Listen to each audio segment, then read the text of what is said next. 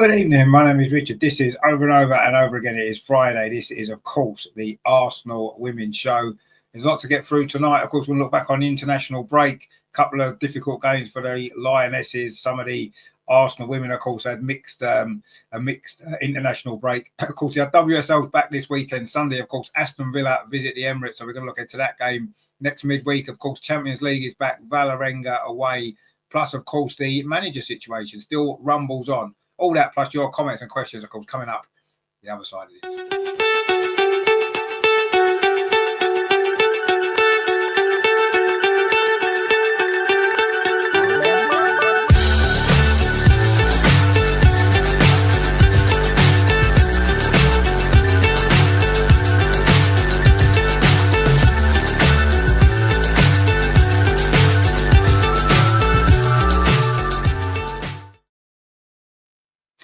Now, you might be wondering where everyone is tonight. Well, as you can see, I am on my own. There is no Andreas. We'll get the reasons for that very shortly.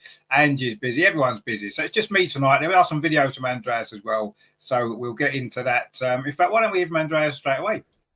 Yeah, good evening, everybody. Unfortunately, I can't be on the show live tonight, but I just wanted to give a few thoughts from me personally. Yeah, of course, the reason why Andreas isn't here, he is, of course, flying as we speak over to London, of course, for the game on Sunday. The weekend games at home, of course, at the moment means on a Friday, Andreas isn't available. He wasn't available last night to do a show either. So we thought, you know what, we'll just stick one together. We'll put some videos on and we'll make a show for you because we know how much you enjoy looking forward to it. So yeah, we're going to get through some of the things that's happened in the last week or so. Of course, going back to last weekend, and of course the Lionesses played against the USA, which was quite a big game, wasn't it?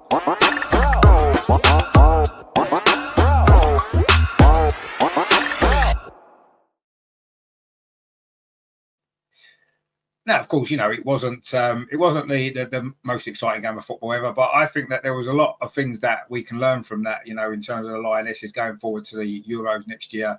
You know, USA are a good side. They played well. Obviously, Mary Earps had a good game defensively. We were very solid. And I thought that was a good improvement on, of course, the previous international break, the game against Germany, for example. So I think there were some positives to take. Yes, we didn't really create enough in that game, did we? It was quite poor from an attacking perspective, but I think overall we have to be reasonably happy with a 0-0 draw against a good side, one of the best sides in the world, of course, as we know. And of course, Emma Hayes back at Wembley as well. It was nice to see her, wasn't it? Even though you know, she's not our favourite person, but I don't mind her now. She's not at Chelsea and we don't see her as often. But let's see what Andreas had to say then, first of all, shall we, about the USA game. Unfortunately, I could only see the first half via live stream, and then at halftime it broke down and didn't come back. So the second half, I had only the extended highlights. Just a few facts. The attendance was 78,500 at Wembley, what is really great. It was a very strong performance from the US team, as far as I saw it, and the USA was missing the three top strikers: Trinity Rodman, Sophia Smith, Mallory Swanson. Of course, England was missing Lauren James and Lauren Hemp. But anyway, I think USA was dominating, and what I realized is this unbelievable physicality from the US team. They were physically much stronger than we were.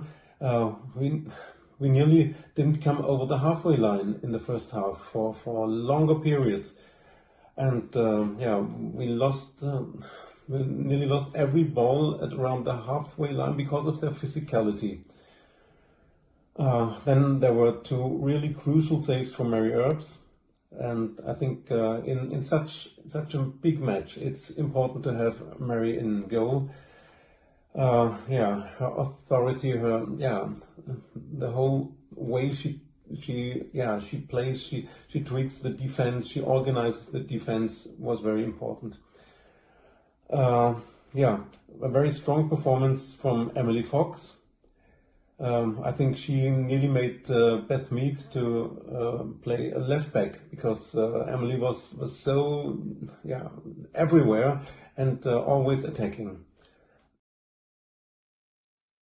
Yeah, I mean, you can't really argue too much about Andreas. We never can we? I mean, I thought it was an interesting observation there from Andreas about the physicality of the USA team. I mean, they've always been quite a physical team, but one of the things with Chelsea under Emma Hayes was that physicality, wasn't it? And I think you can clearly see the Emma Hayes effect, if you like, on that current US team as well. And you know, I don't necessarily mind that. It's part of the game. It is something that if you can. If you're going to be strong in that department, you're going to do well, aren't you? Let's be honest, because a lot of the other teams are still developing that side of their game. And I think that, you know, looking at an Arsenal perspective as well, I think that's something that we need to be better at as well. You know, there's been a few games where maybe we've come up against a team more physical than us and we've struggled. So I think that, I've got no problem with that, actually. And I think that it is something that every team needs to develop more and work on and become better at, because I think it's important in the game these days. And I think that it's going to become even more and more important in the women's game. And Emma Hayes has got that right, hasn't she? She always has done. It's the one thing that she really has. You know, that's why Chelsea was so difficult to beat. That's why they won so many trophies. That was one of the main factors. How many games did we play against Chelsea where we got bullied off the pitch? And you know, it seems like she's doing the same with the US team. So it's not necessarily just the players, is it? Yes, you've got to have the right players to do it, but you can increase the physicality of your team by the way you coach them, and that's what obviously Emma's done. And yeah, that's a good point from Andreas. And obviously Emily Fox, of course, we know how great she is. She loves to get forward down that right-hand side, and that made it difficult for us to get going in the attack. And yeah, of course, missing the two Laurens doesn't help. They are probably our two most creative players in many ways, aren't they? And yeah, obviously we were going to struggle to score goals in this particular game. But let's see what else Andreas had to say about the USA game. Very strong performance also from Naomi Girma. Once again, this center back from the US. She was the best player of the tournament at the Olympics, and I would wish we could go for her and try to sign her. But I read that Olympic Lyon is trying to sign her, and yeah, just imagine Naomi Girma and Wendy Renard in defense at Lyon. Pooh.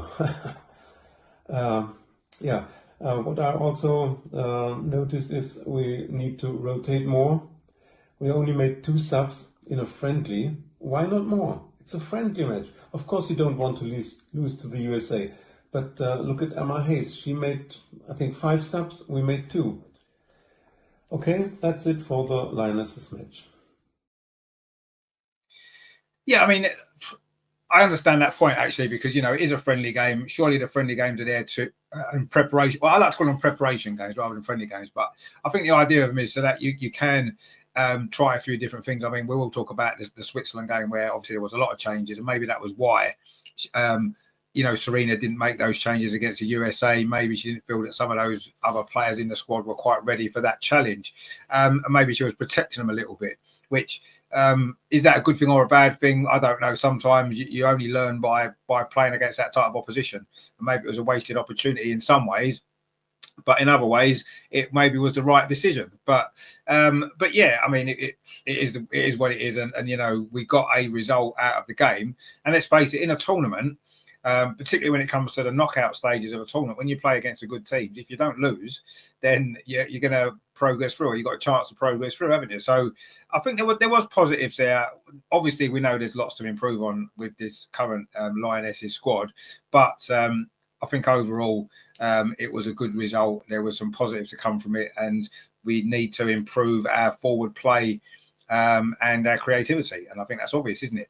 And of course, we did see a lot of changes. As we said, we didn't get too many against America, but we did see quite a few on the game against Switzerland.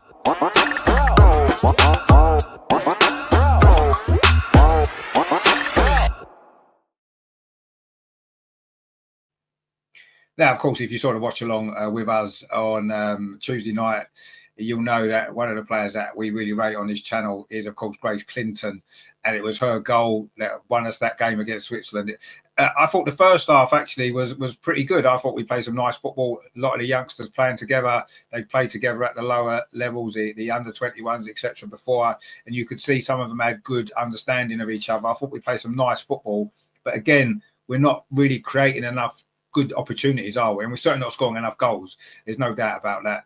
And I thought that was the only thing lacking in that first half against Switzerland, was we couldn't get the second or the third goal. And that was a disappointment, because we got the early goal, and quite often in those sort of games against a team like Switzerland, they were missing a few players, as we know, some of their better players, Leah Volti, of course, which we'll talk about when we talk about the Aston Villa game. But yeah, we didn't go on and really push home that early advantage that we got, despite playing some nice, neat and tidy football, especially around the edge of the box. Was nice one-touch passing and stuff. You could see link-ups with players. I thought Aggie Beaver-Jones was fantastic. Obviously, Grace Clinton was player of the match for me, no doubt at all. She was brilliant. And there was some good performances, but the game lasted for 90 minutes, and of course in the second half, wasn't quite what we was hoping for, was it? And in the end, Switzerland probably deserved a draw.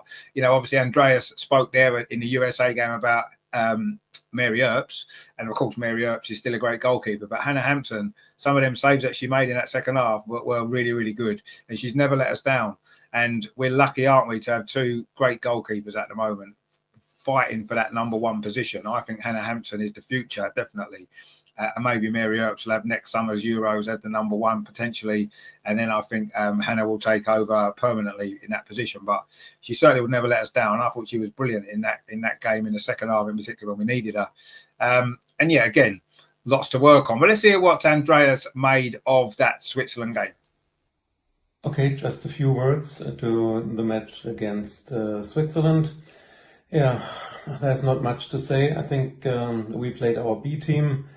And Switzerland was missing key players like Leah Volti, Ramona Bachmann, and Geraldine Reuteler. So the result is not the most important thing from this game. For me, important is that we have a lot of young prospects that were playing there, and above all is Grace Clinton. As I said, I want to see more from Grace Clinton in the national team. She proved once again how important she can be in the future. She's 21 years young and really so talented and important player of the match once again, so fully deserved. She scored the winning goal. Others like Jess Park, I think she has a great future. Aggie Beaver-Jones too. And Hannah Hampton with two crucial saves at the end. It could have been a draw, but as I said, the result is not the most important thing. We won 1-0 and we finished the year with a win. That's good for the Lionesses. One thing I have to ask, what has Lotte Wubben-Moy to do that she gets minutes from Serena? I don't understand it. Why was she called up to the squad? Not in the squad, not even on the bench. Against the USA, and now on the bench but not subbed in. A bit disappointing, but hopefully Lotte will find the way back in the Arsenal starting 11 in the next matches. Okay, and for the Lionesses, a big year is coming, 2025 with the Euros in Switzerland. We are the defending champions, and let's move on. Okay. That's it from me for the Lionesses. Bye.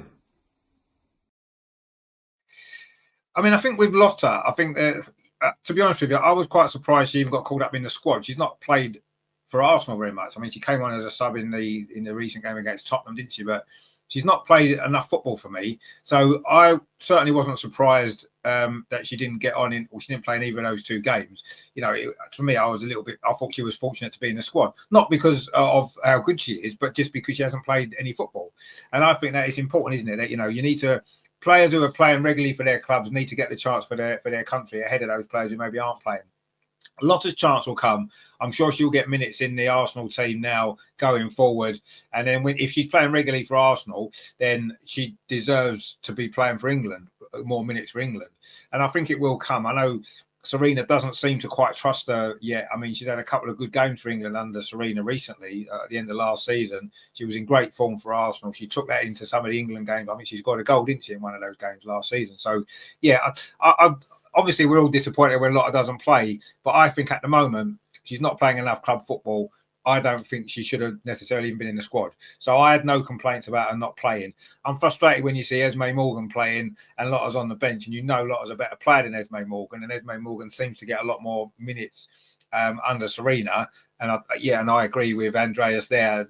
That needs to change. Lotte does need to play more. This particular international break, I think that was probably the right call. And maybe she's calling her up because she likes her in the squad, and I think she's an important player in the squad.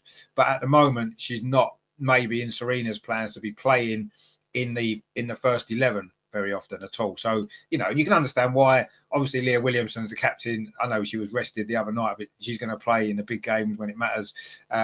Millie Bright got that experience. You know, she's probably going to play. We've got Alex Greenwood.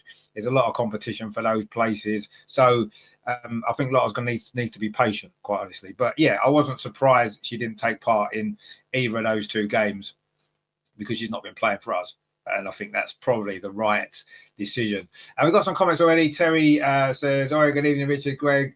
Andy's not here tonight, unfortunately. We're going to hit the subscribe button. Let's see if we get some free fans. I think we're only about 6 away, actually. So come on, guys. Greg's with us, as always. Says, evening, Rich, in the chat. Joe's with us as well. Evening from Stormy Staffs. It's stormy everywhere, I think, at the minute. I mean, it hasn't quite reached us yet, but I'm sure it will. Greg says, very disappointed with the manager situation. It's not fair on the team. Renee, the coaching staff, with this uncertainty, it shows how much the women actually mean to Arsenal. I mean, we'll talk about obviously in a minute when looking at the Aston Villa game, but yeah, that's what we'll talk about. Joe says, do you think one or two of the new players should have been given a chance against a top-notch team? Well, yeah, I think it's a tricky one, that, isn't it? Because for me, you don't learn unless you play against opposition like that, and I think for young players that can be a good experience. But then equally, if they come on and play and maybe they find it really difficult, and then maybe it could set them back. As a manager, you know your players, and I think the manager has to make that decision. And if she's made the decision as she did not to play them in that game, then she must have felt that was the right decision. And she knows the players better than we do.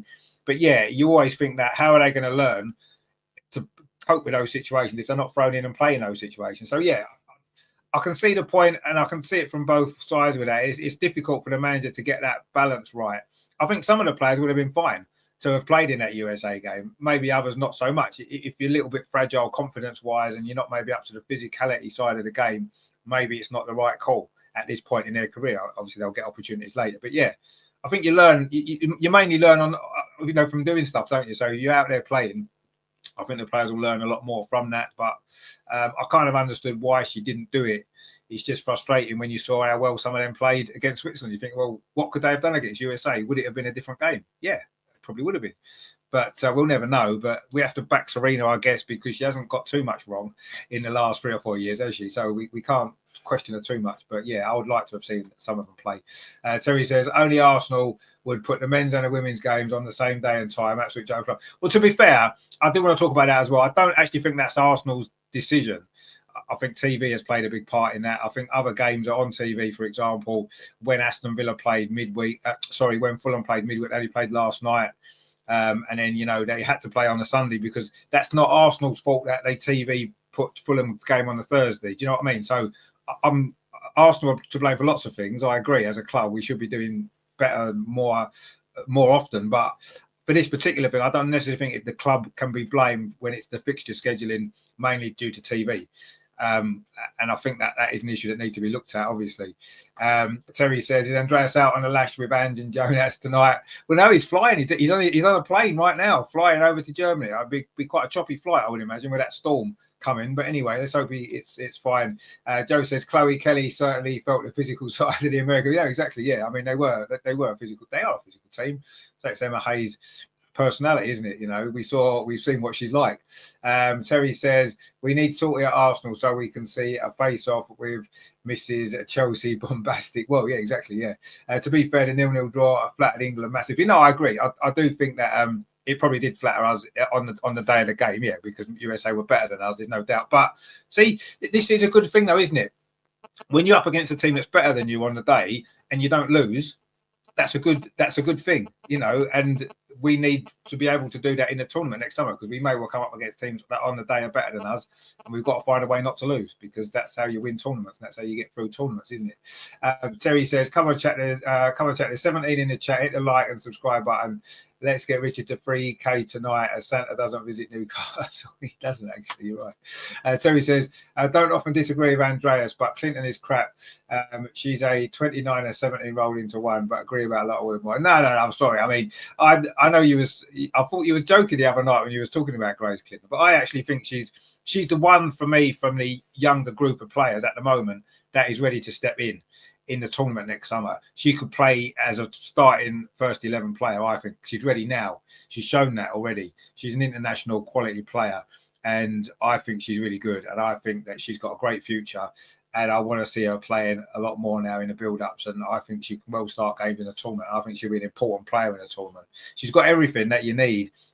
You know, she's got a great touch. Her movement's good. She can pick a pass. She can score goals. She's got everything that you need in that midfield position. You know, when you think about it, she's been playing more in that number 10 role, which has been where Ella Toon's been playing. I think Grace Clinton's a better player than Ella Toon. At this moment in time, the way she's playing, I think she's a better bet than Ella Toon. So for me, I would disagree with you there. I think Grace Clinton is fantastic, and I think she should be definitely in contention to be started in the Euros.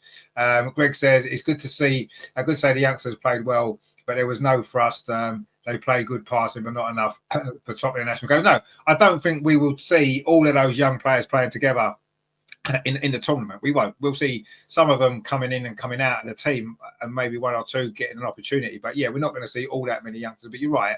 We did play some nice football, but it didn't lead anywhere most of the time. I'm not saying we couldn't get that killer goal. But yeah, I think you're right there.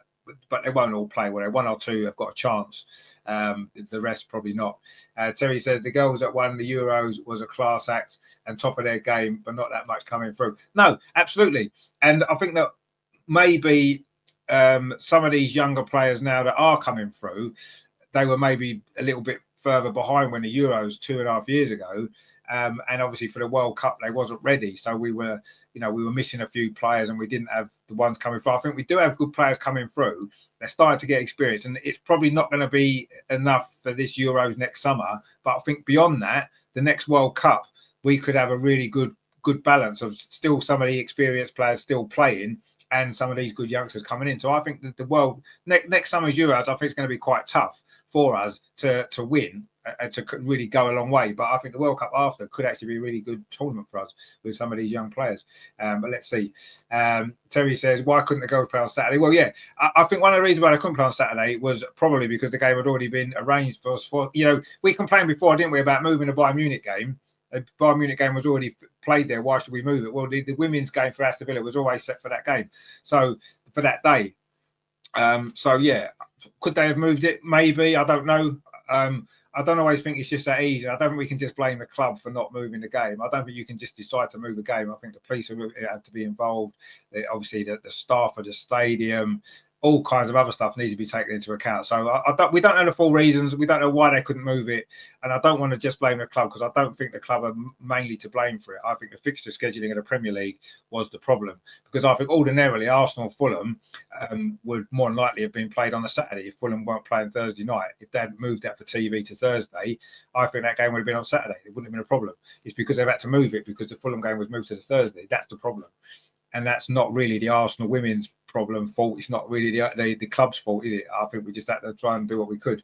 170 Gallagher says, why did we put the men and women's game at the same time, like the cup final last season? Oh, no, but again, you see, I don't think the club really had too much say in that. I don't think the club had too much say in that. I think that was a decision made by the fixture schedulers and the TV. TV rules, doesn't it? If TV says they want to put a game on TV and they'll move it, TV or the game gets moved. The clubs don't get a say, do they? Really, the clubs don't decide when the games are played. The TV companies do, the Premier League do, and I think that's been the problem. Could they have moved the women's game Saturday? I really don't know. I don't know if that was possible. I don't know the reasons behind it. I don't really think this is the club issue this time. I think the Bayern Munich one is a club issue. They could have done more about that. They should have made the other decision and moved the men's game. In this particular case, I don't really think there's a lot they could have done. The club, I think TV scheduling and the Premier League and all that kind of stuff needs to have a serious look at the future with it. But I think on this particular occasion, I don't want to blame the club as much as maybe you guys are. But maybe you're right, and I'm not. Greg said, if Leslie gets injured, we haven't got anyone to replace it. Yeah, I think that's the problem. Well, I thought Aggie played well, but she didn't really look a goal threat so much, did she, unfortunately? Terry says, come on, Greg, we've got Clinton. She's special indeed. Yeah, exactly. You're right. Gunnar 70 says, what game are you going to watch? Well, I'm going to watch both of them. We're going to be covering mainly the women's game, but I'll have both of them on. I'll have two screens. The women's game on one screen, the men's game on the other one. We'll do what we can to try and bring you both. That's what we'll try and do. It's going to not be easy, but we will give it a go. Talking about that, of course, we have got a game on Sunday. Of course, this is a women's show, so we're going to look at that one. It is, of course, Aston Villa at the Emirates.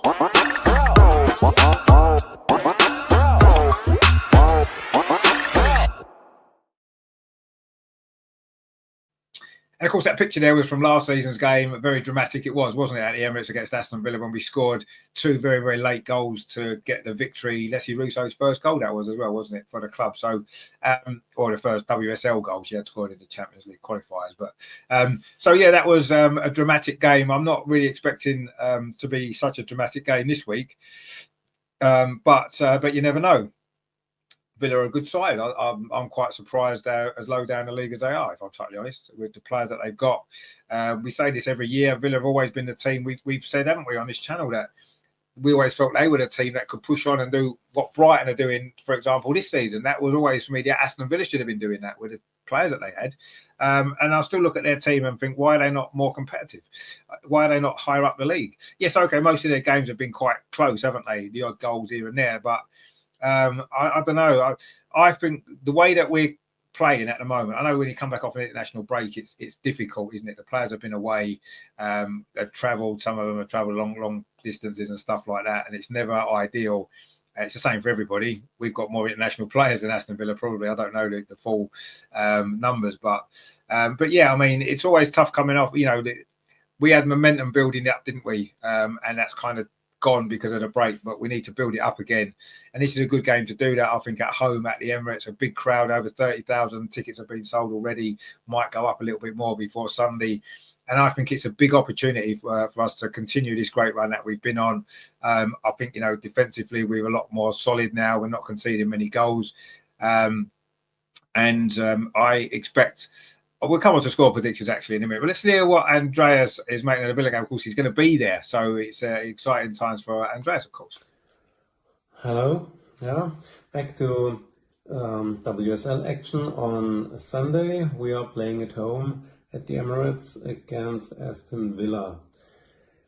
Yeah, so far this week there was no announcement of a new manager, so I think Renee will be in charge till the end of the year. It's still my opinion that she is not the long-term solution. Okay, she brought back the confidence, the freedom of playing, and yeah, this feel-good atmosphere in the squad, and yeah, the players like her. So let's hope that she will be successful in this December period for important games. Yeah, what's still a critic point from my point of view is we had nearly no rotation in the last games. This must change, otherwise we will have to deal with injuries pretty soon. Of course, it's all short term, and yeah, Renee's task was bring confidence back and bring us back to winning ways. Yes, of course, but now I think it's time for a few squad rotations. Yeah, of course, one must be, because Molly won't be available after her surgery. Yeah, I mean, obviously the manager situation, we touched on it before. I'm kind of, the longer this situation's going on, the more games that we're playing, and the more I'm seeing of Renee in the press conferences and all this, that, and the other, I'm really, really warming to her. I've got to be honest. I like the way we're playing at the moment. Obviously, a lot of confidence. We apart from the Juventus game when we struggled to score, but we're scoring goals. We're playing good football. It's the best football that we've played for quite some time. Everybody seems on board with it now, don't they? All the players seem on board with Renee. And as Andreas said, the players really like her. They've responded to her. And I'm really, really warming to her. And is she the answer long term? I don't know. And to be honest with you, you never know. A manager, no managers are ever long term, are they? Because managers come and go generally fairly quickly. And I know that Arsenal have had a history of not necessarily getting rid of managers one after the other, as some clubs do. But I don't know. You never know long term, do you? And I think the way things are at the minute, she's got this block of games coming up. There's some big games to play, some good games to play, and I think if we play as well in this next block as we played in the previous two blocks that she's had, then it's going to almost seem crazy not to give her the job.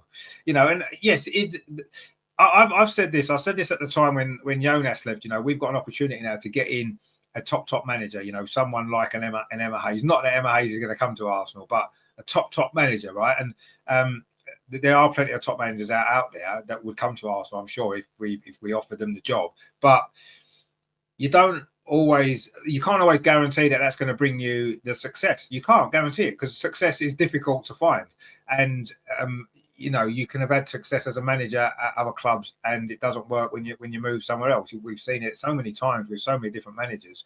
And sometimes you don't need to make a change to improve things. And my concern would be that we bring in a new manager in December, January, whenever, and it could take the new manager 6 months to get their ideas across. And yes, you're building something for the future, aren't you? Why not wait till the end of the season and do that then? I don't know. Why not see what Renee can do? I think she's done enough in the games that she's been manager of. She's done enough for me to deserve more time, and till the end of the season at least. And if at the end of the season we've won a trophy or two, surely she deserves it full time, surely. And if she hasn't, if we fall away and this has just been a short-term bounce, if you like, from getting a new ideas involved, I don't know, and then we fall away and end up not doing anything this season, then we've got the summer to get a new manager in. Now, for me, that would, at this moment in time, that's my thought process at the minute. I'm not thinking of let's rush and get somebody. If we can't get the right person, let's keep who we've got, because she's doing great. She's doing a great job. And, I've got the longer it's going on, the more and more I'm thinking, let's keep her. Let's certainly till the end of the season, and she might end up being the best option that there is out there. You don't know, do you? Because I say any manager's a risk. Any manager, even if they've had success elsewhere, it doesn't mean they're going to have success with Arsenal. It doesn't mean that. It's impossible to say. It's a different group of players. It's a different club. It's a different vibe. Everything's different. And the top managers don't always have success everywhere they go. So let's think. Let's maybe have we've got time. We don't need to rush. The club have got time, but let's just enjoy this next block of games under Renee and see where we are. If we lose them all, then obviously that'll be that probably. But if we keep playing the way we have, why would we change it? I don't know. Let me know what you guys think. I'm sure you will do in the comments, as you always do. Let's have a look what we've got here. Terry says, yes, don't worry about the men's game. Well, we'll worry a little bit about it, but we're not going to focus too much on it. Ag with us, of course, from Sweden. How are you doing? Obviously, Sweden had a good week, didn't they, in the international break? Collins Miller says, felt sorry for Alessi on Tuesday when she was brought on with all the sideways and backwards play. Alessi might as well brought a camping chair. But, yeah, I mean, it wasn't maybe the game that she was ever going to get the best out of her, I suppose. But I think it needed something different, didn't it, from what we were doing in the attacking end of the pitch. And it didn't quite work, did it, for a number of different reasons, what you've mentioned there being one of the main ones, I suppose. We didn't play to our strengths, did we, in that second half? And did we have the players around her to play to her strengths. I don't know. It didn't work, did it? Anyway, and I felt a bit sorry for. Yeah, you almost wondered what was the point of bringing her on then, if that was going to be the way the game played out. But anyway, I mean, she got minutes again. She's got another cap, and fair play to her. Aggie says, please let Renee stay. Well, there's a lot of people feeling the same, and I'm starting to come round. I'm starting to come round to the fact. I'm not saying give her the job full permanently long term. I'm not necessarily saying that yet. I'm saying keep her till the end of the season potentially. Joe says, agree with Andreas regarding Renee. No, I'm a little bit split. I agree with Andreas in terms of long term. Is she going to be the right one? We don't know. But for me, I would keep it to the end of the season. I think she's deserved that so far. If she does well in this block, she definitely deserves it. Keep her to the end of the season and then see where we are. I mean, it's already said in her press conference today, she was asked about the January transfer window, and she was basically said that, well, that's not her role. She can suggest things, but there's other people at the club that are dealing with that. Now, is that because she's only interim, or is that the way it is with Arsenal and the managers in the women's team? I don't know. Did Jonas buy all of those players that we brought in, or did the club buy them on maybe some on his recommendations, and maybe some not so, because some of them don't seem to have worked? Chloe Lacasse, as an example. So I don't know. But I think till the end of the season, for me, is making more and more sense. The longer it goes on. So yeah, Terry says, come on, chat, test your like and subscribe button. I don't think maybe they're not working. Give them a try. Click on them and see if they're working. Terry says, I disagree with Andreas. There's no manager around good enough to take over from Renee. Well, there you go. You see, Greg's already been sold by Renee, and that's absolutely. And I understand that 100% because the more and more this is going on for her, the more and more I'm liking Renee. I'm liking what she's doing. I like the way she speaks at press conferences and interviews. I like the way we're playing. And sometimes it's like, well, why change that? Why change that when it's enjoyable? And, it was mentioned today about the players seem to be enjoying themselves more. They're laughing in training. They seem to be enjoying it all. And I think, okay, they're doing a serious job. That was mentioned as well. But, I like the fact that it seems a lot more fun now, doesn't it? It's more fun to watch as a fan. It seems like the girls are having more fun playing. Do we need to change that right now? I'm not sure if we do. Obviously we'll lose on Sunday at the Villa, and then I'll be saying get rid of Renee now. But that's the way football is, isn't it? It's very emotional, isn't it? But as things stand right now, I would keep at the end of the season.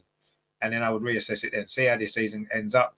Are we in the Champions League next season? Have we won a trophy or two? Is there progression clearly within the team and the way we're playing? And then reassess it then. But I'd be in no rush to get rid of her now. Absolutely not. One of them guys says, don't understand why we don't put a women's game and a men's game the same day at the Emirates and people could get tickets for both games. Well, no, that's a good idea. I like that idea. And I think maybe in the future that will happen. Obviously, this Sunday we've got an away game, so we couldn't have done it. Would it have been possible if we'd had a home game scheduled? Probably not at this short notice, but it is something to think about. And I think that's a good point. And I think people would certainly, you've got to look now, right? Say, for example, we use Sunday as an example, right? 30,000 people have bought a ticket to watch Arsenal women against Aston Villa, right? Now, the only issue with having a men's game after that, for example, would be there's only 30,000 tickets left for people that only want to watch the men's game. And obviously, we know how much tickets are in demand, season tickets and all this kind of stuff. There's season ticket holders for the women, there's season ticket holders for the men, not always the same people. And yes, there are a lot of people that would watch both games. I would watch both games, absolutely. If there was a ticket available, for both games, I would definitely go and watch both games and enjoy both games. I'm sure there'll be loads of other people that would do that. But there are still a section of Arsenal fans that only follow the women's team, which is fine. And there's a load more fans that only follow the men's team, a lot more, obviously. And that's sort of fine as well, isn't it? That's what people like. That's fine. And I think that logistically that's going to be an issue because of the number of tickets that you can sell and the number of people that want to watch the women now and don't want to watch the men, and the number of people that want to watch the men and don't want to watch the women. I mean, I think that's going to be a problem, isn't it? Because if you've got, what's going to happen is, at this moment in time, as we are now, I think there's going to be a lot of people that wanted to get a ticket to the men's game on that day, not able to because it's what they're going to consider full of people that want to watch the women's game and they can't get a ticket. They're going to be annoyed about that, and it's not going to lead to the harmony with the club and the two teams together. And I'm not sure if at the moment we can make that work. I think in the future, it's definitely something that could work. I think at the minute, the women's team's too big in terms of crowd to be able to do that. Because it's not like there's only going to be 5,000 people coming in to watch the women's game and the rest of the stadium will get filled up later when the men are playing. No, you could get 30, 40,000 in already to watch the women. And that don't leave many more for the men, does it? Any extras? And is that going to attract more men's fans? No, because what will happen is, my fear of that also would be a lot of men's fans would buy the tickets to watch the men's game and not come and watch the women's game. So to watch they buy tickets for both games, probably so they can get in. They won't watch the women's game. They'll be in a pub. So the ground will be half empty because people have bought tickets and not go to the game. And then people that really wanted to watch the women won't get tickets. So I think there's a few problems I can see with that, although I do like the idea of it. And it may well be something that we do. Terry says, can't Clinton play managers at the side? Well, maybe she can. But at the moment she can't because she doesn't play for us, does she? Maybe one day. Terry says, in my eyes, Renee hasn't proved herself to me. Yes, I want to see how she copes against the top teams. Yeah, of course we all do. And we've got some, obviously if she's there for the season, we'll see, won't she? Because we'll have all the big games to play. But at this moment in time, I would say keep her for the end of the season. Greg says, keep Renee till Serena is available. She's the only manager around good enough. There isn't many, you're right. And there isn't many, I suppose. But if you look around Europe, there's probably some that we could maybe get. Aggie says, Frida, Stina, Rosa, coming back with good energy. Indeed, that's a good point as well. Yeah. Joe says there, the Bayern Munich game will be a test for Renee. Even though both clubs will qualify for the next round, will Arsenal get their revenge for that spanking? I get a sneaky feeling Arsenal will win. I do, yeah. I do as well. I think that I think Meadow Park. We just talked about the stadium. I think Meadow Park is actually a good venue for this game. It shouldn't be where it is, and the crowd's watching. It's going to be a lot less people, but in terms of winning the game, I think we've got a much better chance of beating them at Meadow Park, although we did, of course, beat them at the Emirates last time we played them. But yeah, I agree. I think we will beat them, and it will be interesting. Yeah, both teams have qualified. There's not as much on it, but of course, we will talk about the Valerenga game shortly. We could still win the group, and that could be important. Obviously, Bayern Munich can still win the group, so it could come down to that game, couldn't it? Who wins the group? So I think it might not necessarily be just because we both qualified. There's still something riding on it. Aggie says McKay back for revenge. Yes, of course, the Republic of Ireland went out of the tournament, didn't they? Losing the playoff in the week, and obviously Katie McKay didn't look very happy, did she? But she'll be looking to focus that energy in the right way, I'm sure, at the weekend.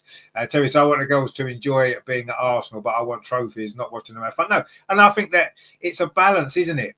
I think it is a balance. I think that Renee mentioned it in the press conference, and again, it's difficult to disagree with her.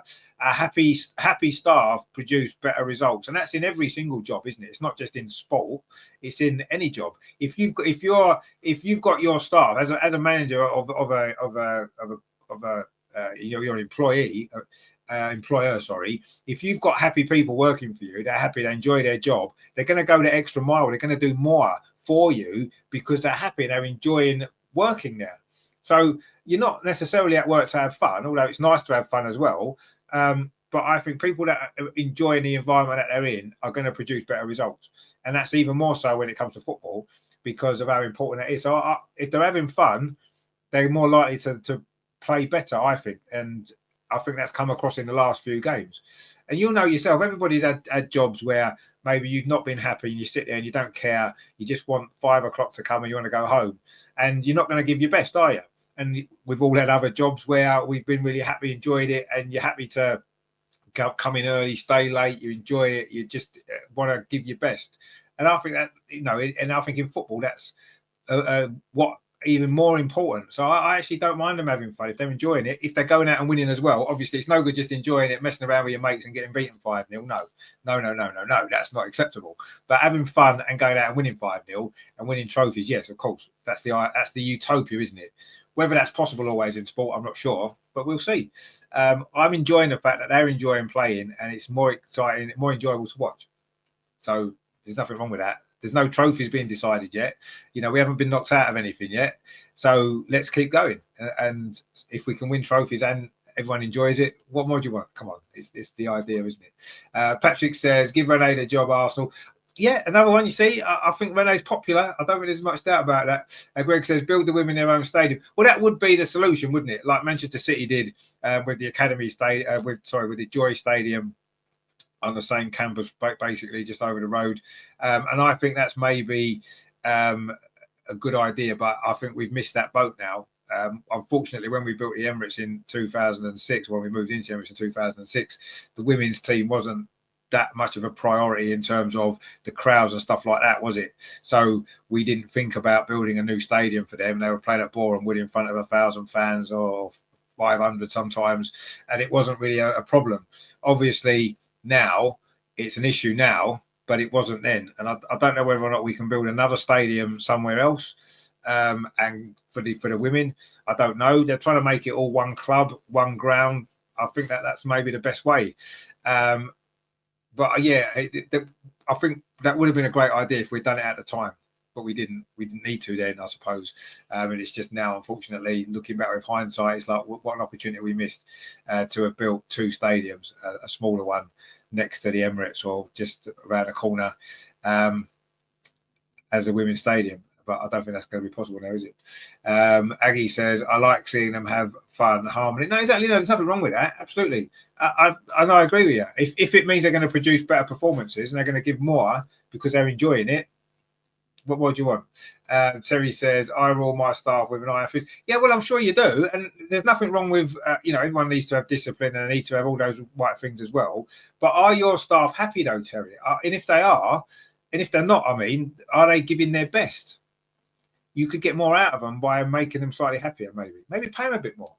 Maybe that's always good, isn't it? I think when you're going to get paid more, you can put up with more shit, can't you? Than when you're not paid as much, maybe. I don't know if that's the answer. Aggie says, what do you eat going to match in Sweden? Always hot dogs. Well, yeah, hot dogs are quite popular. Burgers, obviously, are popular in our stadiums here. We do hot dogs. Chips, obviously.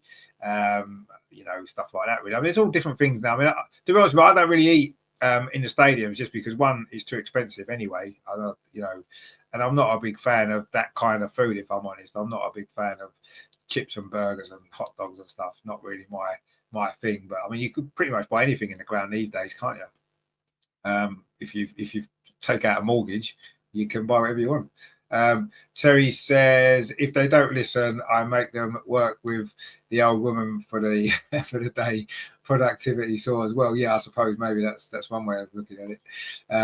Well, somebody kind of says we should have kept Highbury for the win. Well, yeah, that again, had the women's game been at the level it is now in terms of crowds, we probably would have done that maybe. But then I think part of the reason that we could build the Emirates was by selling that off to developers and turning it into housing. That was probably the only reason how we could do it. We probably wasn't able to just do that without and keep Highbury and build a new stadium. I don't think we could have done that financially. Greg says, Arteta wastes enough money, give it to the women, they will spend it better, they win trophies. And men's, I don't agree with you. I would have stopped giving Arteta money about 2 years ago when he was wasting it on crap. But I know I agree. I do 100% agree with you. But, that's not going to happen, is it? If we give them more money, no doubt, in January. Terry says, yes, been with me for years. Well, obviously, you've got the right balance, haven't you? If all your staff are happy and they're producing the best results they can possibly do in the way that you're managing them, then that's great. I think sometimes in sport, and not just in sport, personally, I like my staff to enjoy coming to work. Because I think if you enjoy coming to work, you're gonna perform better. You're more likely to go that extra mile because you're enjoying it. You're happy. You like where you are. You like the people that you're working with, and all that kind of stuff. And obviously, Terry, everyone would love working for you anyway, so it doesn't matter. Well, you can do what you like. Everyone's just, I work for Terry, so I'm happy. No one's going to have a problem, are they? Let's be honest. Terry says, I will still support Arsenal women if they change their name to Herne Bay and move to Kent. They could play in your back garden, Terry, couldn't they? Let's be honest. It's big enough, isn't it? So they could just put the pitch there. And we'd all come around your house and watch the game from your kitchen. It'd be great.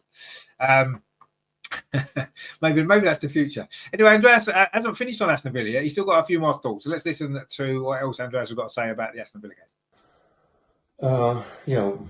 We need the 6 points out of the 2 games, Villa at home and Liverpool away. So how's the situation in the table? Villa is on 8th position. They only have 6 points out of 8 matches. It's disappointing. They only scored 9 goals, but they also only conceded 13 goals. So far, they have only beaten Palace, and then there are draws versus Spurs, Leicester, and United. Their other matches they lost. Yeah, what to expect? I think Villa will play probably a low block, and we will see a dominant Arsenal side. What I expect is a match that's quite similar to the Juve game. We need patience, but also we need creativity, more creativity than we showed against Juve, and we need more pace. The Villa squad, it sounds like an Arsenal B team. There is Sabrina D'Angelo in goal, Noel Maritz in defense, Anna Patton as centre-back, Jordan Nobbs in midfield, all former Arsenal players. But they have more great players in the squad, like Lucy Staniford, Kenza Dali, Katie Robinson, of course Rachel Daly, Ebony Salmon, Adriana Leon. I can't understand why they are so underperforming a second season in a row now. Well, let's hope they will underperform on Sunday too. And my prediction is 2-0 to the Arsenal.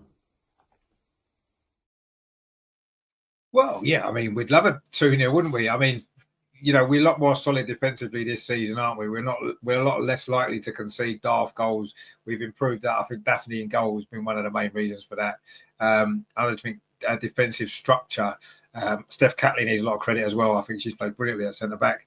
But yeah, I mean, Andreas is right, isn't he? I mean, Aston Villa have underperformed when you look at the players that they've got. But yeah, I mean, it's there's no easy games in the WSL these days. You know, long gone are the you know, the 7-0 wins or the 11-1s as we got against Bristol City. Of course, the anniversary of that was last week, wasn't it? So every game's difficult, and every game you've got to be at your best if you're going to win. And I think that we're going to have to play well. And Andreas is right. I think we may well need patience against Aston, but unless we get an early goal, I think we're going to have patience. I think Villa will play a low block, and I think they'll not come out because they know what happens if they do, especially at the Emirates. They almost played it perfectly last year, didn't they? They got themselves in front and then defended for their lives. And yes, okay, in the end, we managed to break them down and we got the win in stoppage time with the extra quality that we had. But it will be a similar type of game. As long as we don't concede first, I think that, you know, we should win in the end quite comfortably, even though it might take a time to get going. But yeah, 2-0 would be fine, wouldn't it? But let's see how that works out. Terry says, to be honest, only speak to them on the phone. They all work from their vans. Well, yeah, I suppose so. But even so, they've still got to be happy with what they're doing, aren't they? So you must be doing a good job. Greg says, Andreas has got to predict at least 5. Well, he didn't. He predicted 2. I'm sure you lot will predict 5, won't you? Terry says, to be honest, what I've seen of Villa this season, I'm expecting a 5 or 6-0 win. Greg says, agree, Terry. The way we've been playing, it's got to be 5-0. I mean, I would say if this game didn't come directly after an international break, I would probably agree that I'd be looking at maybe a 4-0. I wouldn't maybe quite go 5 or 6, but I think a 4-0 I would definitely be looking at. But I think when you come back off an international break, you never really know what to expect from your team. I say people have travelled a long way. There's been mixed results that some of our players have had. You know, Villa have had players away as well. I'm not sure. Terry says, and I'm being really conservative on that score. Well, yeah, I mean, I don't know. So I don't think that those big wins now are as often in the league as they used to be. I don't know. I think we'll win, obviously. My actual prediction is going to be 3. I'm going to go 3-0. And that's not, maybe I'm being too conservative. I don't know. For me, it feels as though I think it's going to be, we're going to take a long time to break them down. I think it's going to take time to break them down. May not even be until the second half. And then I think towards the end, we'll make substitutions. The substitutions always make a difference. And I think we'll overpower them in the end. And I think we'll win 3-0. But I wouldn't be surprised if you guys are right and it is 5 or 6. But I just think it's going to be It's going to be a game where we're going to have patience, as Andreas rightly says, and let's just settle for a victory. Joe says Aston Villa could be one of those freaky, frustrating matches. Well, yeah, I mean, I wouldn't necessarily say they're freaky, are they? They're quite regular. We get a lot of those games, don't we? Juventus, as Andreas pointed out, was a very similar game, and teams come to the Emirates and they know that because of the size of the pitch, if you open up and play, they'll just get ripped to pieces. They know that's what happened. Brighton, for example, happened to them, didn't it? And I think teams are just going to have to come to the Emirates and are a bit clever, aren't they? You saw last season, we really struggled in a lot of games at the Emirates, didn't we? So, that, you know, those frustrating games that you're mentioning, they wasn't free. Yeah, maybe you could look at it now and say, well, yeah, it's not something that's been happening this season too much. The Juventus game being a recent example. But, yeah, I think it will be. I think it'll be a frustrating game. I think it'll be a game where I say patience is going to be key. That's definitely where it's going to be, unless we get an early goal. Then what do Villa do? If we score early, what do Villa do? It's no point in them sitting back because they're losing. So that could play into our hands. But yeah, the important thing for us is to get the second goal, because quite often we've got one goal and we haven't got the second goal. And that's not so much recently, but certainly in the last couple of years that's happened, hasn't it? So let's get, if we do get an early goal, let's not just sit back. Let's actually go for it, get a second goal and a third goal. Baltasar John says Millie Bright, Erin Cuthbert, Musovic and Chloe Kelly are free in the summer. Who would you take at Arsenal? Well, Chloe Kelly would definitely.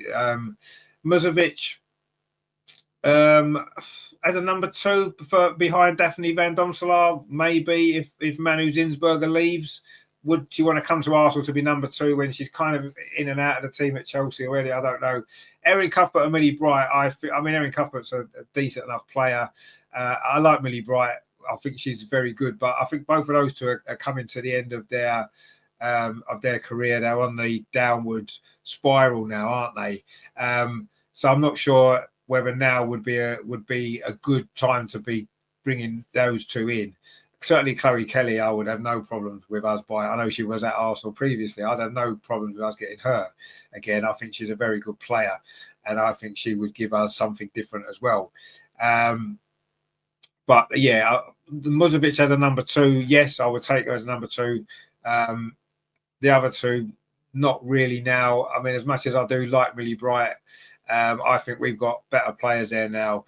She would sort of, if you bought Millie Bright, you'd play Millie Bright and it would be Millie Bright and Leah Williamson, and then where does Lotte fit in? Where does Leah Cadena fit in? And I'm not sure if that would be a good move moving forward. So no, I wouldn't take those two or Erin Cuthbert, although I think Erin Cuthbert's got qualities that we could probably do with in midfield. But then, you know, we've got Kyra Cooney-Cross, we've got Vicky Palova to come back. I think Vicky Palova's better than Erin Cuthbert. She showed that in that games last season. So yeah, maybe Chloe Kelly, definitely. Musovic are possible. The other two, no for me. Ag says Erin. Will you take Erin with you? I don't know. Vicky Palova's on her way back. I think Vicky Palova's a better bet personally. Terry says none. Only thing I'd take from Chelsea is well, she's not there anymore, is she?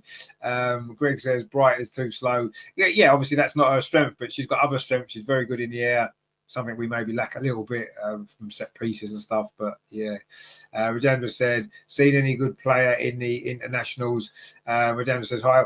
Well, there was a few, wasn't there? A few good players, actually. Baltasar John says, is she 26? Is she? No, she's got to be older now. She seems to have been playing for years. Is she only 26? She looks a lot older, doesn't she? I mean, if she's only 26, then actually maybe I would change my mind on her then, because she has got qualities that I like. But no, actually, no, I won't, because Vicky Palova is younger than her, and Vicky Palova, when she's fit, I think is better than Erin Cuthbert now. So I would stick with Vicky Palova, actually. But I didn't realise she was 26. Well, I thought she was maybe 28, 29. So would that make a difference? Maybe, but no, I'm going to stick with Vicky Palova. But that surprised me, actually. She must have come through when she was really young then and playing, because she seems to have been playing for Chelsea for years, hasn't she? Well, she has been. So, but yeah, anyway, no, I would stick with Vicky. Thank you very much. But what if she was free? Maybe we'd get her for free. What do you reckon? Erin Cuthbert for free, that'd be quite good, maybe, wouldn't it? You got me thinking about it a bit more now. Actually, you've got me thinking about it a bit more. But but we'll see. Well, she'll be 27 at the end of the season, won't she? I suppose. Terry says, Majandra Lowe just none played for England. Well, one of them played for England. At least one of them played for England, didn't they? I know your favourite player is who is referring to, of course, Terry, as we know. But yeah, I mean,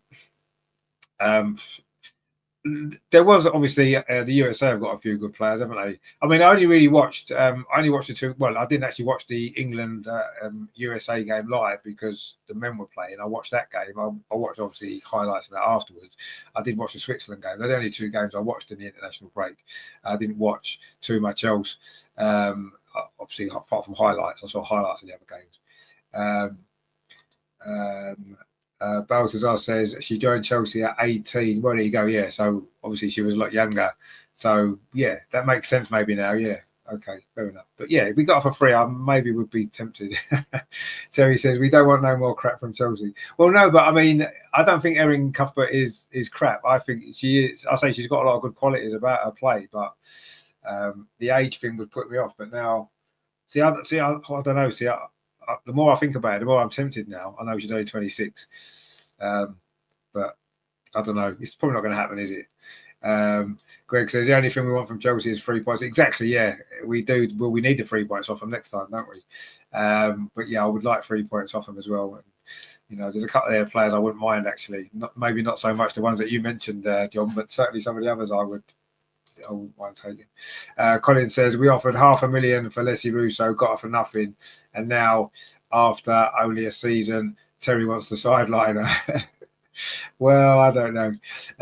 Aggie says Erin really good at golf as well. Is she? I've never seen her play golf actually. But if you say she's good at golf, then I will take your word for it. I'm sure she is.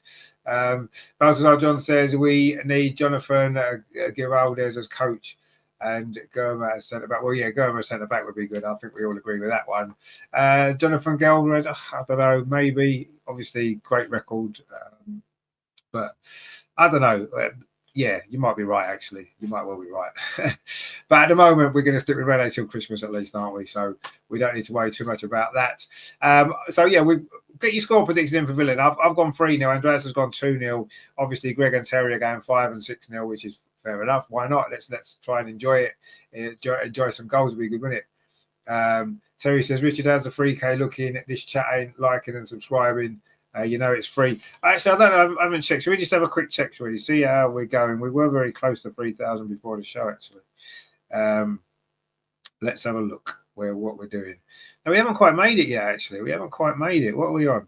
We're on 2,996. Come on, there's 4 more. That's all. Just 4 more people need to subscribe. If you are watching, there's a few people watching. I'm sure not all of you that's watching have subscribed. So why not subscribe? That'd be good, won't it? And then we'll get to 3,000 tonight, and then I can sit back tonight with my feet up, with a cigar, and enjoy life, which is what you need to do. Aggie says perhaps look in Sweden for new players. Well, there's a few good players in Sweden. We've got one at the moment. We've got 3 actually, haven't we? We've got 3 Swedish players at the moment, all of which are very good. Rajendra says I'm going one better. 7-0. I remember when we beat Aston Villa 7-0 a couple of years ago. Do you remember that? Near the end of the season. That was a great game. That we was at that game when we won 7-0. I don't think that's going to happen again, but who knows? Terry says, Regenda, welcome to the Arsenal Honest Club. Well, you say Honest Club, but we don't often get those scores, do we? Let's be honest. We don't often get them. You know, we like to think we're going to get them, but we never do we? Anyway. Aggie said, of course, Amanda. Sorry, I apologise to Amanda. Yes, she hasn't played obviously for a long time due to her, a baby situation. But apparently, I heard today that she's sort of back at the club. She's been doing a little bit of training and stuff like that. So we might well see Amanda Ilestat back in the squad sooner or later. And Vicky Palova as well has been training a little bit during the international break, which is good news. Seeing and getting her back would be fantastic. But no, you're right. There is 4. I did forget about Amanda. I do apologise. Because she had a great season, didn't she? I thought last season until she wasn't able to play, and now she's got a little baby which she's been bringing into the club apparently. So that's good stuff, isn't it? Yeah. So we all think we're going to beat Villa, don't we? None of us seem to think Villa are going to score either, which is good news, isn't it? We don't want Villa to score, do we? So let's see. Let's just win the game. Greg says Amanda again too slow. She won't get back into the side. Well, no, but now she's had a baby. She's going to be a lot lighter, so she might be able to run a bit faster. maybe, I don't know. But no, you are right. She's not the quickest. But I think, again, you know, a bit like we said about Millie Bright, she's a danger at set pieces. She's got a lot of goals from headers, from corners. I think defensively she's strong in the air, and I think sometimes that's been something that we've lacked. You know, I think since we had obviously Rafaeli Souza, who was brilliant in the air, we haven't really replaced her. Amanda was a replacement for her, and I think that she can do a job. Would she get in a team in a starting 11? Probably not at the moment. No, absolutely not. She wouldn't. She'd be well down the line, because we've got Steph and Leah have been the first choice, doing really well. Obviously, Lotte's on the brink of coming back now, and even Leia Cadena, who was our best defender for spells last season, even earlier on this season, can't get in the team. So what chance has Amanda got? You're right.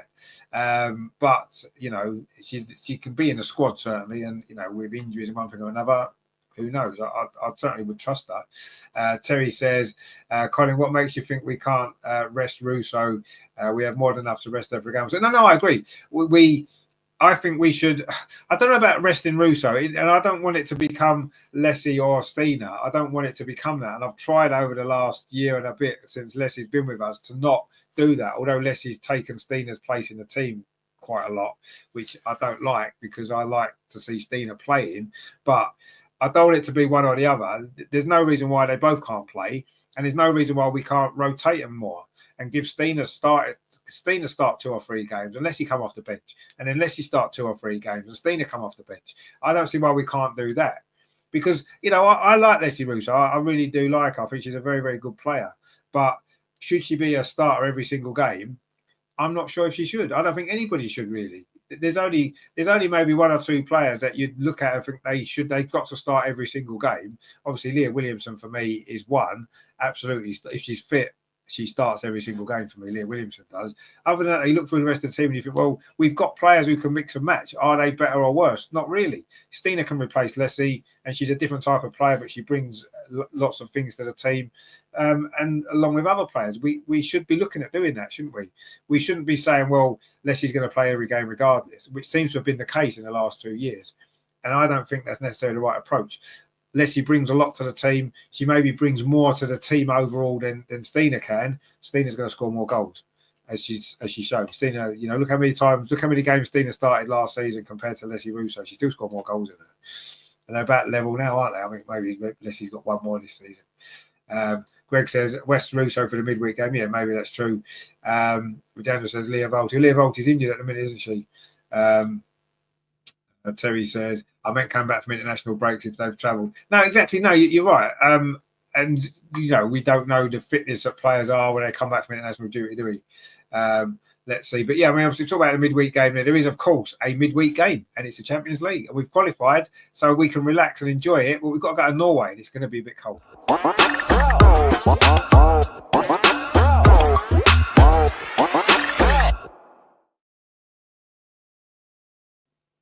So, of course, we've done the job that we needed to do, which was qualify, and we've done it with 2 games to spare, which is quite amazing when you think how we started the group. And it's nice, isn't it, that we can go away to Norway, which, you know, obviously we saw what they were like at the Emirates, and they're not a bad side, are they? I mean, in the end, we won 4-1, and it was fairly comfortable. But, you know, they showed some quality, didn't they? And I think over there, it's going to be tough. They got a draw recently, as we know, with Bayern Munich, which means that we can still win the group.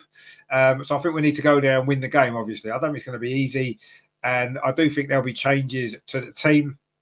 Yes, maybe Greg's right. Maybe that'll be the game to rest Leslie or rest her on the bench and maybe start Stina, potentially going back to Scandinavia. Stina maybe knows the conditions a bit better and can adapt better to the conditions up there. But no, I mean, it's going to be a difficult game. You know, they only lost 1-0 at home to Juventus. They drew 1-1 with Bayern Munich. They're not getting beaten easily at home. So yeah, it's going to be difficult. But obviously, let's hope we can win. And let's see let's get Andreas's final thoughts, and it is on the Valerenga game. Yeah, hello again. Yeah, there's another fixture next Thursday, Champions League away in Norway against Valerenga. It's a difficult one because we are already qualified for the knockout stage and Valerenga is already out. But yeah, we still have something to play for. it's the first place in the group, and this might be important. You don't know which teams qualify in the other groups as first or second. So I would like to win the group, and of course I would like to have the last match, the home match against Bayern at Meadow Park, as an important match in which both teams have to play for something. So therefore, let's go to Oslo, to Norway, and win there. It won't be the easiest one because of weather conditions. I think it will be freezing cold there. And we saw that Valerenga at home is a lot more difficult to play than when they are away. They lost at home against Juve only 1-0, and they played 1-1 against Bayern Munich. And in this match, I saw the highlights from Valerenga Bayern. They had a lot of chances, and one really big chance when the ball went from one post to the other and didn't cross the line. Well, so this 1-1 was really deserved for Valerenga, and it won't be too easy. For us, we will be in a sandwich position between the league games at home Villa and away Liverpool. Not the easiest task. As I said, rotation is necessary. And we will face another low block. They will wait for our mistakes and missed passes or etc. and then for a counter attack. So its concentration is needed, and as always against low blocks, patience, creativity, but also pace. Let's see. Don't underestimate Valerenga. As I said, difficult to play away in Norway, and so my prediction is we will win. So it's 1-0 to the Arsenal. Come on, you Gunners. Well, I mean, we'll definitely take a 1-0, won't we? We'll take any win, and that would, of course, set up nicely, wouldn't it, for that last game? I mean, assuming Bayern Munich was to beat Juventus, we win our game, then there's only going to be 1 point between us going into a win at Meadow Park would win us the group, which would be fantastic, wouldn't it? We just need to win that game to give us that opportunity to win the group, I think. So we'll see. Joe says, I think Emily Fox deserves a rest. No, she definitely deserves a rest, but it seems like she's run on Duracell batteries, doesn't she? Because she doesn't seem to tire. She just keeps going and going and going. So maybe she needs a rest, but will she? Well, does she need a rest? I don't know. Maybe she doesn't. But Daniel says, time to get the youth on. Yeah, maybe, absolutely. We would love to see some young players playing, don't we? And Joe says they held Bayern Munich to a draw. Yeah, they did, exactly. Yeah, they held Bayern Munich to a draw. And from what Andrea said, I didn't really see that game, only the goals. Looks like they deserved a draw, so we're going to have to play well to win. Let's hope we can. If we win that game, then we can still win the group in the last game at Meadow Park, which would be great, wouldn't it? Redemptor says, get the players on like I think you mean Kafadi, and also some of the youngsters, so they can get used to playing and improving. Yeah, it is, isn't it? When we mentioned it before, we were talking about the Lionesses. It is getting that balance right, isn't it? Because as we saw with the England game the other night, you throw in all the youngsters at once, it's probably not going to be a good idea in a top level game. So you need to manage that right, don't you? It'd be nice to see some of the youngsters get more opportunities. Katie Reid, for example, would be good. There's obviously Vivian Leah is another one, but there's a few of those younger players that Madison Earl and stuff. You can think, but not to start the game. Maybe get them on and give them more minutes. But we need to make sure we keep winning these games, don't we? So I'm not sure we'll see too many starting, but we'll see. Terry says, how big a suitcase does Andreas bring with him? He's had a different shirt on every time, or is he making adverts for the club shop? Well, to be fair, he had the shirt on to match the shirts that the team have been wearing for the game, which is great, isn't it? And he was actually he filmed them when he was at home. He's obviously only flying tonight, and he filmed them videos during the week when he was at home, so he just got them out of his wardrobe. But yeah, he does seem to be making adverts for the club shop. So if Arsenal shop, if you do want to sponsor us, because obviously Andreas is sort of parading your merchandise. Feel free to sponsor us, particularly if you want to sponsor us with that new sort of, well, I say new, the new tracksuit top with the old badge on it, that one there. If you want to donate one of them to the channel, that would be great. We'd appreciate that. So if you want to do that, Arsenal, to reward Andreas for parading your merchandise on the channel, then please feel free. Aggie says Valerenga have a very good goalkeeper from Sweden. Well, no, I seem to remember their goalkeeper at the Emirates played quite well actually. But yeah, I mean everything from Sweden is great, though, isn't it? So of course she's going to be great if she's from Sweden. Greg says I like Andreas's shirt changes, just like the free acts of a show. Exactly, yeah, that's exactly what it was like, wasn't it? It was like that's exactly what it was, and that's great to see. Regenda says the youngsters with a better speed and they'll be able to break the low block. Yeah, but it's not. The way to break a low block isn't just using speed, is it? It's using intelligence and sometimes experience, and the young players don't always have that. But I'm not saying don't play, and what I'm saying is I don't expect they'll start. Not many of them, if any of them will start. I think it will be the usual players that will be starting, and maybe one or two of them might come on if the game situation allows it. That tends to be the way it goes. Greg says we should take them and win 4-0. We've got too much class. Well, we have, but Bayern Munich hammered us, and yet they only got a draw with them. So, Terry says, well done, Foxy, for winning Player of the Month. To be fair, she won it easy in my eyes. Yeah, she was very good, obviously. We know that. Terry says, couldn't agree more with Greg. All donations welcome, but shirts only and extra large. Well, I want that jacket in a medium, actually. So if Arsenal are watching and you want to donate that jacket, a medium. But yeah, anything else, I'm not bothered about anything else. Everything else, extra large, Terry can have no problem at all. But if you are going to take that, if you are going to give us that jacket, it needs to be a medium. Otherwise, I won't wear it. I want to wear it. Terry says, that is your size. Well, my size is medium, not extra large, my friend. I'm only a medium, because, I just am. So there you go. Although maybe a large, depending on the cut of it. Actually, this one's a medium, but this one's all right, isn't it? But anyway, I didn't get this from the Arsenal shop because they wouldn't donate it to me. So I actually bought it secondhand from, I think it might have been eBay actually. But anyway, I quite like it. And maybe I'll wait till the other one gets on eBay and buy that cheap and all. But anyway, no one's going to sponsor us probably for the shirts, with the jacket. So I'm just going to have to watch other people wearing it and be slightly jealous that they've got it. But I'm not paying 80, 90 quid, whatever it is. So, sorry. But there you go. So, so Valerenga, what's our score predictions then? Obviously, Andreas has gone for a tight 1-0. I kind of think he's probably right. It's going to be a tight game. I think we'll win, obviously. I'm going to go 2-1. I do think they might score. They're at home. They know their conditions better than we do. It's going to be cold, obviously. Although we should be used to that here by now, shouldn't we? Because it's cold here all the time. But I'm going to go 2-1. And I think it'll be a tough game, but we'll get the job done. And then, of course, next weekend is Liverpool, which we'll do that. We'll talk about that on next week's show. So, a slightly different show for you this week. Slightly different because obviously nobody's here. Nobody was available this week. Just the way it works. Sometimes it happens, doesn't it? We've done it before, and it's fine. I don't mind. I've got you guys in the chat to keep me company, which was good. We had Andreas on the video link, of course, as well, which is always good. Always nice to hear Andreas's thoughts on all the different things that's happening.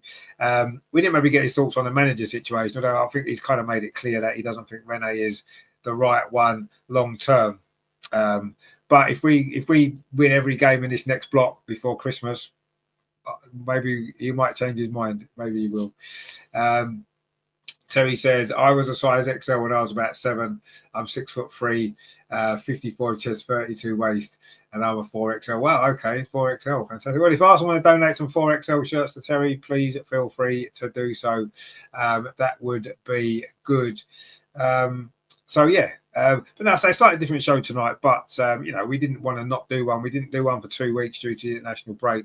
Obviously, there's a game on Sunday. We wanted to look ahead to that as well. So and a few obviously topics to talk about. A few things always going on, isn't there, in the world of Arsenal and Arsenal women? And yes, unfortunately, that's the way it is. Now, of course, on Sunday, we've got this dilemma situation that with the 2 games both kick off at 2:00. The Arsenal men are playing away at Fulham, and of course the Arsenal women are playing at home to Aston Villa, as we've mentioned already. Now, what I'll be doing is I'll have both games on, but we'll be focusing here more on the women's game. And the reason for that, there's 2 reasons for that. The first one being that I think that we've really the women's coverage on this channel has been really important to the channel. It's been really important to you guys as well in the comments and stuff like that. And I want to focus on that. We're going to have the men's game on as well, so we'll have updates. So if you like the men's team as well. Obviously, we will be showing that game. We do show the men's games generally when they're playing. Obviously, this week's a little bit more tough, but we'll have both the games on, and we'll try to focus on the women more, but we'll bring updates from the men's game, and we'll do the best that we can to keep you entertained and up to date with everything that's happening on what's going to be a big Sunday. I mean, it's quite exciting in some ways, but it's not ideal in many other ways. They shouldn't be playing at the same time. We know that. I'm still not convinced it's the club really to blame. Personally, I think there's far more. The blame should be, far more dealt with elsewhere. Say the Premier League, the fixture planners, the TV companies. They're more to blame than Arsenal. Could Arsenal have done more to change the situation? Maybe they could have done something more. I don't know, but I'm prepared to give them the benefit of the doubt on this occasion. I haven't done it very often. They've made a lot of mistakes, but I'm fairly happy with the club. Couldn't really have done too much more about it. I don't think really on this particular occasion. Maybe I'm wrong. Maybe the club could have done a lot more, and I just don't know. And I'm giving them the benefit of the doubt when I shouldn't be. But I'm prepared to do that on this occasion. I think that the fixture planners and the TV companies are more to blame, and I prefer to blame them because they've ruined a lot of other stuff. So why would that be any different this time? Probably not. Ag says there, good night from me. Thanks for chatting with you all and yourself again. Good to see you. Hopefully we'll see you on Sunday for the big one, the big two. Terry says, best channel on YouTube, especially the Friday night show. This is where the weekend starts. It is where the weekend starts, absolutely. Regenda says, I'll be at the Emirates Stadium watching the women. Good stuff, my friend. As always, we know that you're a big supporter of the women's team, and it's great that you'll be there. Greg says, we should be playing on Saturday with a game on Wednesday. Now we'll learn to see the Champions League games on Thursday. Our Champions League games on Thursday. And of course, the men's Champions League games on. Is that on? That must be Wednesday, mustn't it? Is that what you're referring to? Because obviously the men couldn't play on Saturday because Fulham played on Thursday because TV moved Fulham's game to last night, didn't they? Fulham played last night. So Fulham had to play Sunday. We have to play Sunday because we're playing Fulham. Could they have moved the women's game to Saturday? I don't know. I don't know if they could or they couldn't. I really don't know. I'm not sure. But anyway, Terry says, Regenda, are you still working? Oh, yeah, Regenda was in Woolwich, wasn't he, the other week? Yeah, of course, that's Terry's neck of the woods. Terry's, of course, a Woolwich boy, aren't you, Terry? Good stuff as well. As, of course, Arsenal are, I know sometimes you see a lot of Tottenham fans will use that as a criticism of Arsenal, calling us Woolwich and all this kind of stuff, right? But that's our roots, and everybody should be proud and embrace their roots. And I think Arsenal, as a football club, I've got no problem with the fact that we were from Woolwich, that we originated in Woolwich from the Royal Arsenal Armaments Factory. I've got no problem with that. I embrace that fact. And Tottenham can laugh about as if they want to. I don't really care because that's all part of our history and it's all part of what makes us the club that we are. And and that part of Arsenal's history is just as important as all the rest of it. To me, it is. So I've got no issue with that. And, Tottenham might want to laugh about it and use that as a criticism of us, but no, it's not. It's not a criticism at all. In fact, whenever they mention it, I laugh. You know what I mean? It's like, well, so what? You know what I mean? So what? Is that the only thing you've got over us? The fact that, we used to play in a different part of London. And now we moved to a better part of London and we took over your territory, took all your fans, won all the trophies that you wish you could win. And it's quite funny, isn't it, that you use that as though it's some sort of bad thing. But it's not, is it? So I love the fact that we've got that part of our history. I've got no problem with it at all. So, yes, and Regenda, of course, has spent some time in Woolwich. I've been there a couple of times back in the day when I used to obviously live in London. It's not the greatest place in the world, is it? But anyway, Greg says, Woolwich is our roots. Tottenham came from disgruntled fans from other clubs from London. Well, yeah, that's pretty much true, isn't it? And to be fair, I mean, Tottenham as a borough wasn't part of London, was it? Until the 1960s, I think it was. It used to be Middlesex, didn't it? Not London. So, although they haven't moved, but they've become part of London afterwards, and we've just moved from one part of London to another. There's nothing wrong with that, is there? Regenda says Charlton were our original neighbours. Yeah, Charlton would have been one of our original neighbours, yeah. probably Millwall as well. Millwall's fairly close down there, isn't it? So Millwall probably would have been as well. Was it Clapton Orient? Didn't they play around that way somewhere as well, or not? I can't remember that. Oh no, I don't think they did. I don't think they were more Clapton Orient. No, that was when we moved to Highbury. They were one of the local teams there, weren't they, before they moved more east. Anyway, Charlton and probably Millwall would have been our earliest rivals, wouldn't they? Back in the day when we were at Woolwich, I love that. I love that part of our history. Actually, I've got to be honest. It was very interesting to read up on. So if you haven't done so, read about our time at Woolwich. I did a few videos on that on the channel actually a year or so ago. Just a couple of little things that happened during that period of time, which was quite good. So yeah, maybe check that out as well. Anyway, Terry says, Richard, can't you do more on history of Arsenal? We used to enjoy that for the good old. No, you're right. Yeah, and to be honest with you, that's one thing that maybe has been put on the back burner a little bit. Because when I started the channel, one of the things I wanted to do, one of the reasons why I started the channel actually in the first place, was to look more on the history of the club and celebrate the history of Arsenal, where we've come from, and great moments and great people and players and managers and memories and all that kind of stuff. And we had a great series that Melvin did, the Highbury Memories show, which was fantastic. And that is the sort of thing that I've wanted more of on the show. But unfortunately, what's happened is you get kind of bogged down with watch-along games. Obviously, the Arsenal women's team have become more important to the channel over the years. And all stuff like that. So, but it is something that I'm desperate to do more of. It's finding the time to fit it in, really. I've got so many ideas for shows about the history of the club that, it's something that I'm quite frustrated that I've not been able to do that more often on the show. But we will. I'm determined to do it again. Maybe in the new year, maybe we'll start a regular show, an Arsenal history show, looking back on certain periods of time in Arsenal's history, talking about it and stuff like that. Maybe we'll start with Woolwich. Why not? Because, it's just as important as anything else, isn't it? Terry says, you're not wrong about Woolwich. It's a dump. My old flats are caged in now with security on the gate. What a way to live. Well, I've not been there for a long time, so I don't know what it's like now. It never seemed that great when I was there before.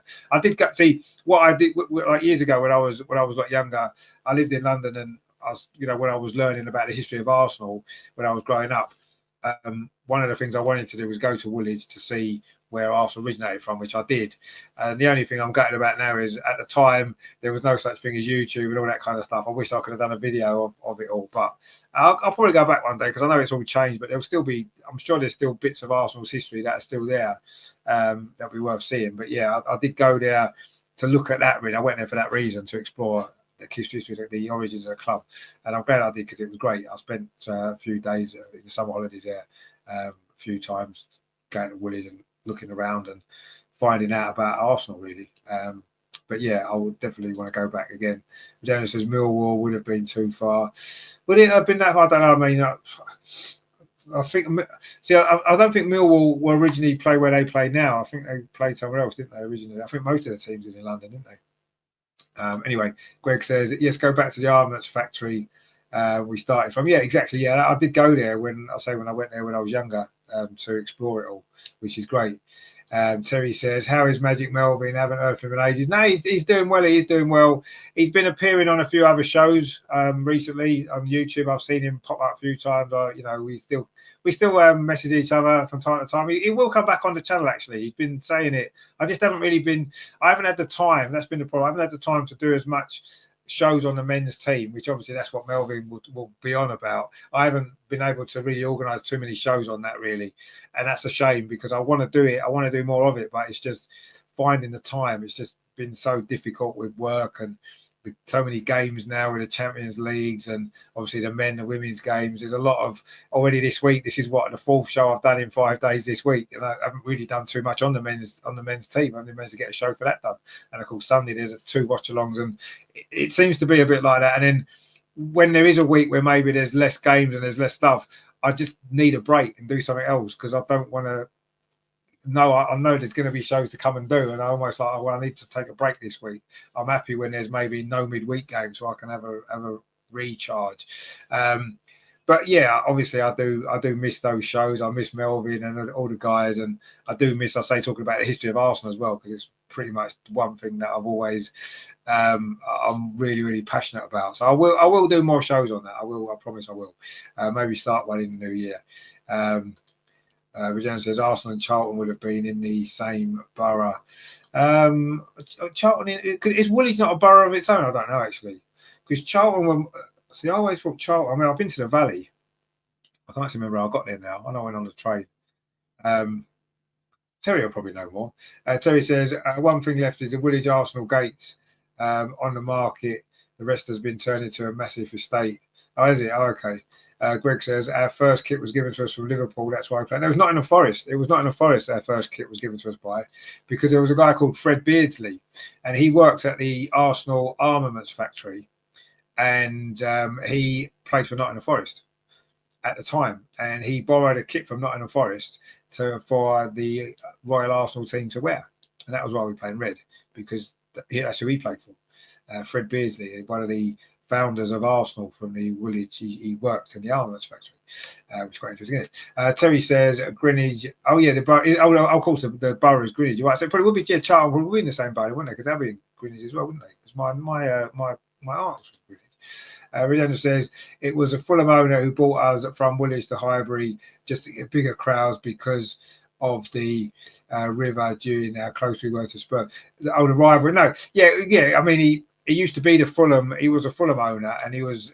And in them days, you could own different clubs, and yeah. I mean, I got a video on that on the channel actually, but yeah, basically, he wanted to amalgamate Arsenal and Fulham to make it into one London super club, play at Craven Cottage, but the FA wouldn't allow him to, so he just moved Arsenal to Highbury instead, because you needed to move. That's quite an interesting story. Redenda says Royal Borough of Greenwich. Yeah, welcome. Yeah, so that must be, yeah, Charlton probably as well, actually. So you're right. My geography of South East London probably isn't as great as it used to be. I've not been there for a long time. My dad's from South East London, actually, sort of Bromley, Beckenham way, is where my dad's family were from. But that's a little bit further, further north from Charlton, isn't it? I think a little bit. Anyway. That is maybe for another day. This has been the Arsenal Women's Show. It's been a slightly different show this week, but we got it done, and I've enjoyed it. I've enjoyed, obviously, you guys as well, your comments that you make, as always. Obviously, Andreas's video contributions as well, always very, very good. So thank you to Andreas, of course. Next week, we'll be back with a more normal show. Andreas will be back with us. I'm sure Angie will be back with us. Maybe Emma will be back with us. Maybe Mike, who was on a few weeks ago, he might be able to come back with us. So, yeah. Join us for that next week. Of course, lots to come before that. I say Sunday, we've got the double watch along. The Arsenal women against Aston Villa, the men against Fulham. Next week, there's 2 Champions League games. The Arsenal men are playing against Monaco. The Arsenal women are playing Valerenga. I think those games are Wednesday and Thursday. Friday's a women's show. See, how am I supposed to get a chance to do anything else? And of course, next weekend, there's, the Arsenal women are playing Liverpool. The men are playing, I can't remember now off the top of my head. All these games coming up. It's madness, isn't it? Absolute madness, but we love it, really, don't we? It just doesn't give us a chance to do anything else and get other shows done, which I wish I could. Greg says, thanks for another great night. See you all Sunday. Indeed. Terry says to Regina, they added Royal to try and cover up it being a crapper. Well, yeah, it's like the Royal Arsenal. It wasn't really a Royal Arsenal, was it? We used to call Royal Arsenal because it was the name of the pub. Regina says, I thought the same as you until I found out. Well, no, that's good stuff. Well, I mean, it's good to have a little bit of geography as well, isn't it? We like history on this channel. We like geography. We like it all. So, yeah, good to get a little bit more, news on the geography of London, which is always good, isn't it? Even parts of London that we would rarely ever go to. Let's be honest. Why would we go to South East London unless we had to? Anyway.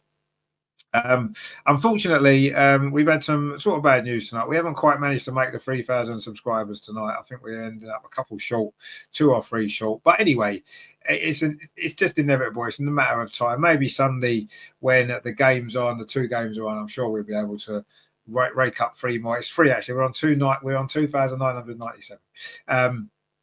But thank you to everybody who has subscribed. And if you do want to subscribe for more, please do so. I'm sure we'll get 3 on Sunday. Terry says, Richard, thanks again for great entertainment tonight. Greg, Regina, all in the chat. We'll see you Sunday. Indeed, we will. Thank you to you guys for watching, of course. Thank you to Andreas for all his fantastic videos. Oh, we'll have a vlog as well. He's got a vlog of the Aston Villa game. He'll be doing that. And I wonder if we'll see Gunnosaurus again, because he's been good in the vlogs, hasn't he? He's been the star. Well, I say he's been the star. Obviously, Andreas is the star of the show, but Gunnosaurus has certainly been the co-star, hasn't he? So maybe we might see Gunnosaurus again. But yeah, look out for that. That will probably go up. It might go up Sunday night or maybe Monday, but the vlog of the Aston Villa game will be fantastic. So definitely don't miss that. Andreas, great work that he's doing there for us. So yeah, make sure that you stay tuned for that. And I say next week, 2 big Champions League games. Well, it's all happening, isn't it? Coming up to Christmas, it's going to be mad. Games galore, loads of stuff happening. And our next Arsenal Women's Show will, of course, be next Friday. With all the guys. Matt Black says, thank you for streaming. See you Sunday. Indeed, we will. Thank you very much again for joining us. And Terry says, safe journey. That's indeed, yeah. The weather's not great out there tonight. It's not going to be tomorrow either. So, yeah, everybody, I hope the storm doesn't cause you too many problems if you are going to be affected by it. Hopefully, it will pass quickly and we can get back to normal. But yeah, so enjoy the weekend. It's going to be good. The weekend can officially start now because it's gone 9 o'clock. The show is finishing. And we are ready for a good weekend of football, aren't we? So join us Sunday. I'm sure you will. 2 big games. It's going to be good. We're going to hit that 3,000 Sunday as well. So we'll have a bit of a party. We'll have a 3,000 subscriber party on Sunday and see 2 Arsenal wins as well. What more do you want? What a weekend. Come on. It's good, isn't it? And it's only 3 weeks till Christmas. Or is it 2 weeks? No, 3 weeks till Christmas. So there you go. Less than 3 weeks, actually. It's 20 days. No, 19 days till Christmas. Wow. 19 days. I hope you got all your presents up. We're putting our decorations up probably this next week, I would say, probably. But yeah, hope you enjoy your Christmas shopping. So do your Christmas shopping tomorrow so you can watch the games on Sunday. That is what you want. Terry says, come on, you Gooner girls. Indeed. Come on, you Gooner girls. Let's get it done. Please join me on Sunday because that is going to be so much fun. I say enjoy the rest of your Friday night and your weekend. 170 Gunner says you deserve more stars. Well, thank you very much, my friend. If you think so, that's great. Hopefully enough people will sub. Terry says, come on. You said Gorilla Girls before. Good. We know what you meant. Yeah, so come on for Sunday. Join us for that. It's going to be good. Get your Christmas shopping in nice and early. Beat the storms. Get it all done. And we will see you Sunday. Thanks for watching tonight, guys. This has been over and over and over again. This is the Arsenal Women's Show. Thank you guys for watching. Like, share and subscribe. Come on, you Gunners. We will see you Sunday. Ta-da.